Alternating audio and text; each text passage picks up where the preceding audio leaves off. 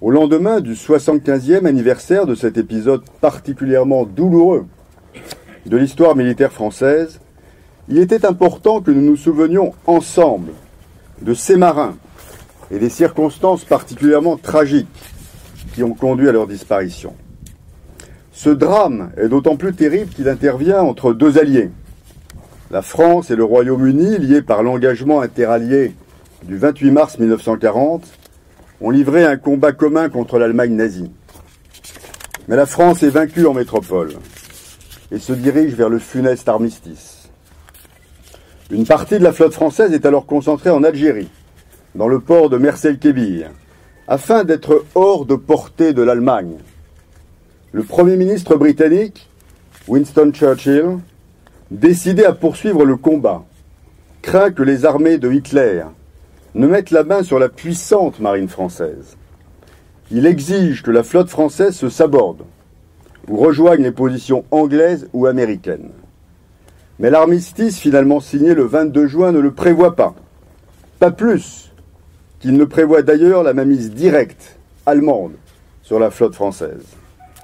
Les cuirassés Jean Bart et Richelieu quittent Brest pour Casablanca et Dakar, alors que la plupart des unités se réfugient en Angleterre. Mais jugeant ces garanties insuffisantes, Winston Churchill décide le 27 juin de mettre la marine française hors d'état de nuire.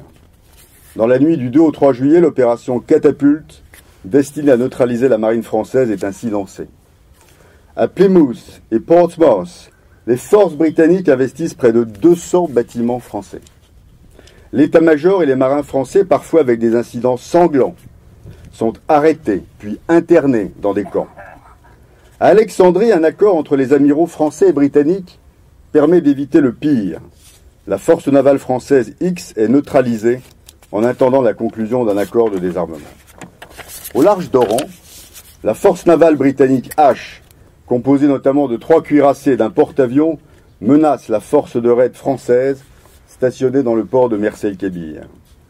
L'amiral britannique Somerville adresse un ultimatum au vice-amiral français Jean Soule, qui doit choisir entre se rallier à la Royal Navy, se rendre dans un port britannique, rejoindre les Antilles pour y être désarmé ou bien se saborder.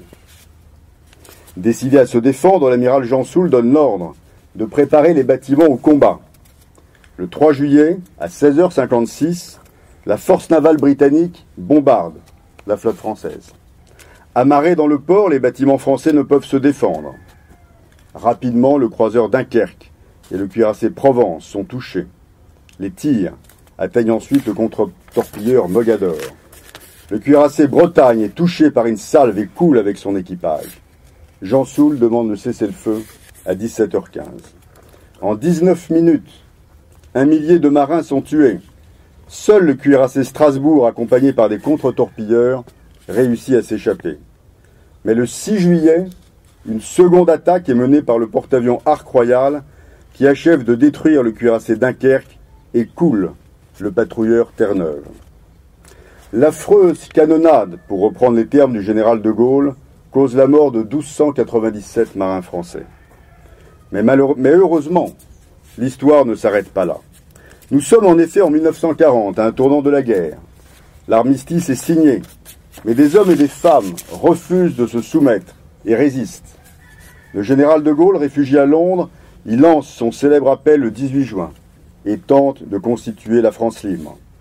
Or, le drame de Mers-el-Kébir risque de lever l'opinion publique française en faveur de Pétain et contre le Royaume-Uni.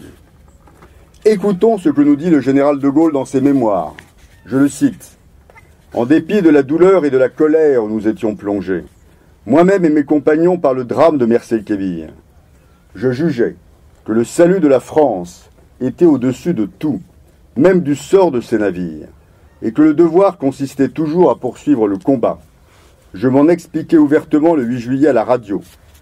Le gouvernement britannique eut l'habileté élégante de me laisser disposer pour ce faire du micro de la BBC, quelque désagréables que fussent pour les Anglais les termes de ma déclaration. Mais c'était dans nos espoirs un terrible coup de hache. Le recrutement volontaire pour la France libre s'en ressentit immédiatement. Vichy ne se fit pas faute d'exploiter à outrance l'événement. Pourtant, nous reprîmes notre tâche. Le 13 juillet, je me risquais à annoncer « Français, sachez-le, vous avez encore une armée de combat ». Le 14 juillet, je passais à Whitehall, au milieu d'une foule saisie par l'émotion, la revue de nos premiers détachements, pour aller ensuite à leur tête déposer une gerbe tricolore à la statue du maréchal Foch. C'est dire combien, chers amis, la réaction du général de Gaulle fut immédiate, limpide, visionnaire. L'alliance entre le Royaume-Uni et la France ne saurait être brisée. Rappelons-nous aussi ces mots exacts de cette allocution radiodiffusée du 8 juillet 1940, qui marque sa hauteur de vue, son génie. Je le cite. « En tenant le drame pour ce qu'il est, je veux dire pour déplorable et détestable, mais en empêchant qu'il ait pour conséquence l'opposition morale des Anglais et des Français, tous les hommes clairvoyants des deux peuples sont dans le rôle de patriotes. Quoi qu'il arrive, même si l'un des deux est pour un temps tombé sous le joug de l'ennemi, nos deux vieux peuples, nos deux grands peuples, demeurent liés l'un à l'autre. Ils succomberont tous les deux, ou bien ils gagneront ensemble. En parvenant à maintenir notre amitié et notre alliance dans les circonstances les plus difficiles, Français et Britanniques ont écrit l'une des pages les plus importantes et les plus admirables de leur histoire. Notre unité nous a donné la force de vaincre le nazisme et de faire triompher nos valeurs communes, celles de la liberté, du respect des droits et de l'égalité. C'est pourquoi nous sommes réunis ici, pour nous souvenir et pour transmettre. Nous sommes réunis ici pour commémorer et rendre hommage. Nous n'oublions pas la terrible douleur des marins français, britanniques et d'ailleurs, et de tous les soldats pris dans les tourmentes de cette terrible guerre. Nous voulions, en ce 75e anniversaire de ce drame, rendre dignement hommage aux marins morts à Mercey-Québir. Nous devons aussi garder en mémoire le courage et la vision dont ont fait preuve les peuples de France et du Royaume-Uni en surmontant l'adversité et en faisant le choix de l'alliance. Et notre présence aujourd'hui, côte à côte, pour commémorer ensemble ce douloureux épisode de notre histoire, témoigne de la force des liens qui nous unissent. À l'occasion du 70e anniversaire des combats de Mercey-Québir en juillet 2010, Français et Britanniques s'étaient réunis pour la première fois pour rendre un hommage commun à la mémoire des victimes, à Carfotras, en Bretagne, en présence de mon ami l'ambassadeur Sir John Holmes. Aujourd'hui comme hier, nos marins naviguent et œuvrent ensemble à la défense de nos valeurs sur toutes les mers du globe. L'ancien ambassadeur à Londres que je suis mesure particulièrement la densité de cette alliance, au plan bilatéral d'abord, avec les accords de Lancaster House, au sein de l'Union européenne, ensuite comme au sein de l'OTAN. Aujourd'hui, nos deux marines croisent côte à côte, sur les théâtres de crise, au large de l'Afrique orientale, en Méditerranée et partout dans le monde où la situation l'impose. Mais nos deux pays ont su également développer une amitié, un partenariat, une alliance indissoluble avec l'Allemagne, notre ennemi d'hier. Méditons ce message de la paix en Europe grâce à cette volonté de privilégier l'amitié et la coopération entre nos peuples. Aucun de nos pays n'a connu de guerre sur son territoire depuis 1945.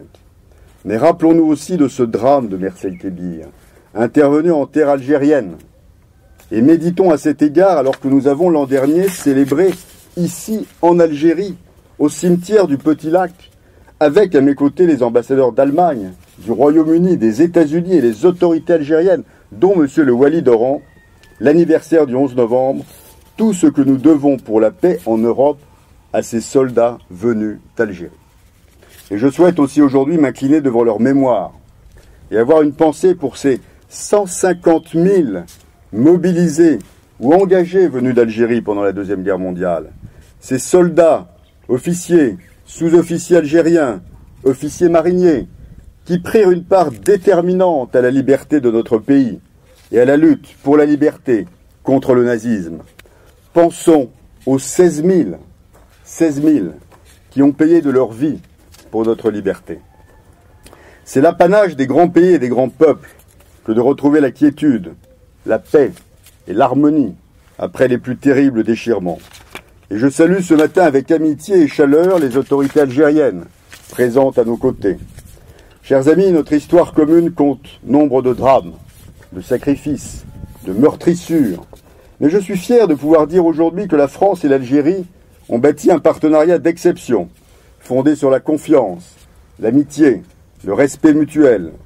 Cette relation, et le président de la République, François Hollande, l'a dit à de nombreuses reprises, ne peut se développer que sur le socle de la mémoire, de la vérité, et en portant un regard lucide sur notre passé. C'est bien le message très fort qu'a souhaité transmettre le président de la République en demandant à Jean-Marc Todeschini, secrétaire d'État aux anciens combattants et à la mémoire, de venir se recueillir à Sétif, le 20 avril dernier, quelques jours avant le 70e anniversaire des massacres intervenus dans cette ville et dans la région le 8 mai. Et le secrétaire d'État est venu ici, à Mersey-Kébir, s'incliner devant ce monument et dans ce cimetière.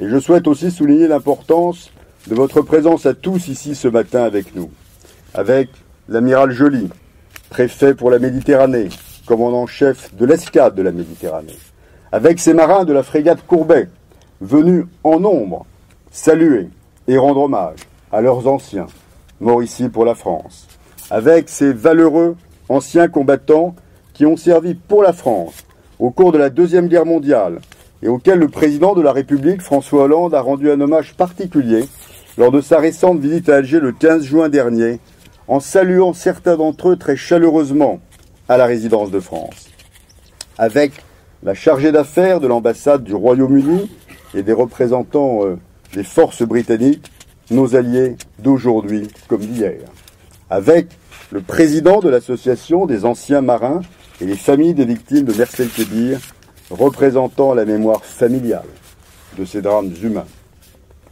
Ce matin, notre présence à tous pour rendre hommage et pour transmettre signifie bien que ce qui sépare les hommes et les peuples, les marins et les soldats, est toujours moins fort que ce qui les unit, à savoir leur humanité si fragile. Nombre d'entre nous savent qu'en raison même de cette fragilité, un grand absent manque à la cérémonie d'aujourd'hui. Il s'agit de Philippe Pagès, directeur du service des anciens combattants et victimes de guerre d'Algérie, brutalement et prématurément disparu à Alger le 12 juin dernier, qui avait voulu cette cérémonie et qui s'était engagé pour son plein succès. Je souhaite aujourd'hui lui rendre un hommage particulier, car cette célébration comptait énormément pour ce collègue et ami, pour ce grand serviteur de l'État auquel nous pensons fortement aujourd'hui.